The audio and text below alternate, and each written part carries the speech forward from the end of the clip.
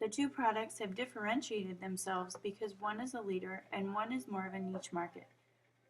Starbucks tends to be more expressive and takes pride in being the trendsetter in the coffee world, much like its target audience.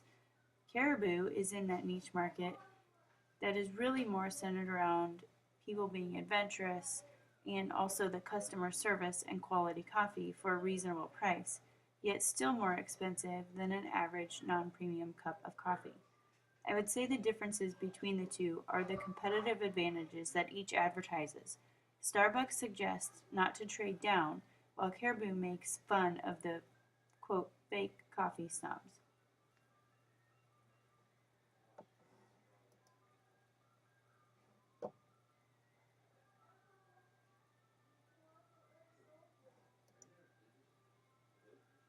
According to Starbucks' 2012 annual report, their primary coffee beverage competitors are specialty coffee retailers chosen on the basis of product, quality, service, and convenience, as well as price, and they compete through supermarkets and retail locations. Due to Caribou's large coffee beverage market share, I chose them as the competitor to analyze. 75% of Starbucks sales in 2012 came from the U.S. market. Coffee beverages comprise 75% of those total sales. The consolidated net revenue for U.S. Starbucks in fiscal year 2012 was $9.9 billion, meaning the beverage sales totaled about $7.5 billion. As of November 21, 2013, Starbucks Corporation had roughly 753 million shares at $81.53 per share, while Starbucks Coffee was $11.53 per share with no data available on the total number of shares.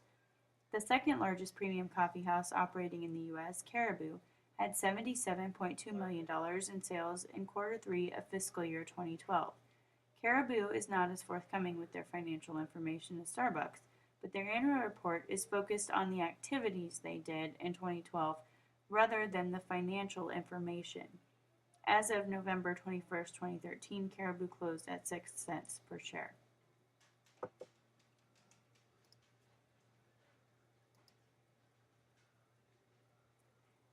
You can search Starbucks and it will appear in just about any online blog and magazine under various topics. Digital Sparks Marketing credits Starbucks for being the top dog in social media and attributes their success to factors such as market segmentation, execution, and adaptation and innovation. It's because of their marketing strategy that Schultz believes the company has inserted itself into the American urban landscape more quickly and craftily than any retail company in history. The company has set the precedent for how many companies market themselves to customers, he said. A recent Forbes article talks about how Starbucks' marketing approach of its pumpkin spice latte is a marketing bonanza, including press releases and outdoor advertising every time the drink is released in the fall. Not only has Starbucks made PSL a well-known acronym, they also gave it its own Facebook page. Maynard also suggests the Starbucks PSL is the reason we crave all things pumpkin spice in the fall. Starbucks seems to be credited in online blogs and magazines for its originality in advertising and marketing, and it appears that they want to remain as such by ensuring others do not profit from their success and originality. Roast magazine features a recent October 2013 article about how Starbucks filed a criminal complaint against a Bangkok street vendor who operated under the name Starbung. The article goes on to mention Starbucks' plans to double its retail stores in Thailand in the next 5 years. Starbucks rival Caribou takes a different marketing approach by sending the message that it doesn't want to be the biggest in the coffee market, essentially taking a jab at Starbucks. An Ad Age article points out that Caribou's marketing tool is its focus on service and being authentic, not expecting its customers to be elite expert coffee drinkers.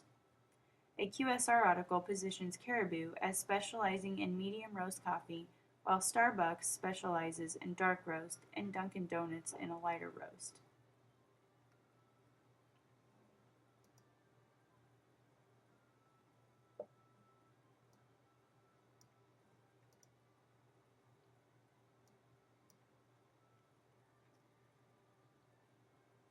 Some of the data that was looked at include 3 people who were interviewed who gave me more insight into the questions to ask of a broader group of Starbucks coffee drinkers.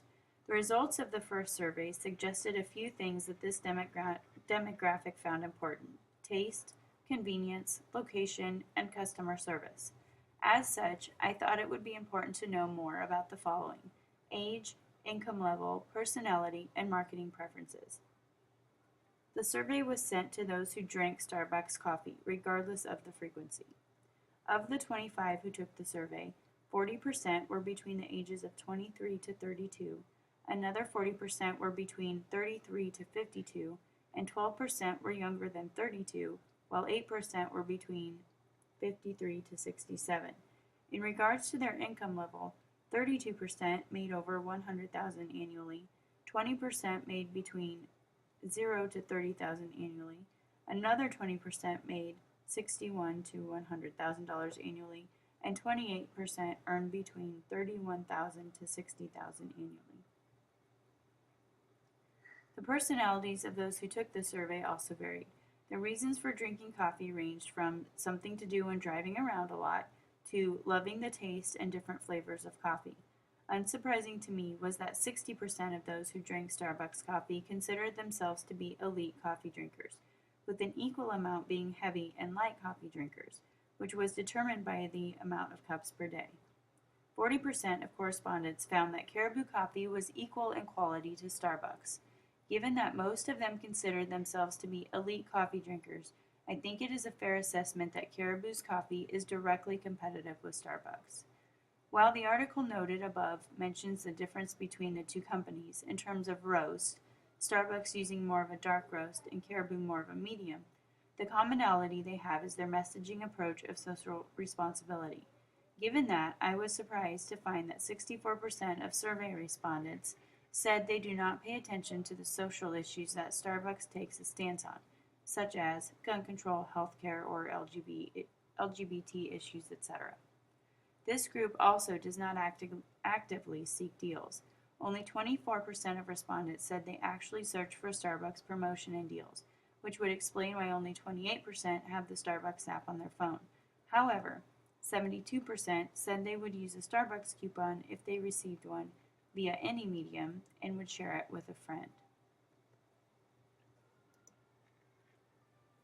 I think the future of Starbucks will be global expansion, but in a more disciplined way like they did when they expanded their growth strategy in 2011, which included integrating the retail footprint and the ubiquitous channels of distribution capabilities around social and digital media. I think as they begin expanding into foreign markets, they must also consider what makes them unique in the States may not make them unique in other countries. So there will have to be some cultural adaptation for Starbucks customers in other countries to have the same success it has had in the US. But I think as long as Starbucks continues to increase its presence while managing and maintaining low operating costs, the company cut $700 million of its own operating costs in 2009 to 2011. It will continue to stay ahead of Caribou in the coffee market. While Caribou can remain a strong competitor with its new business model, I don't think it's going to pass Starbucks in the near future.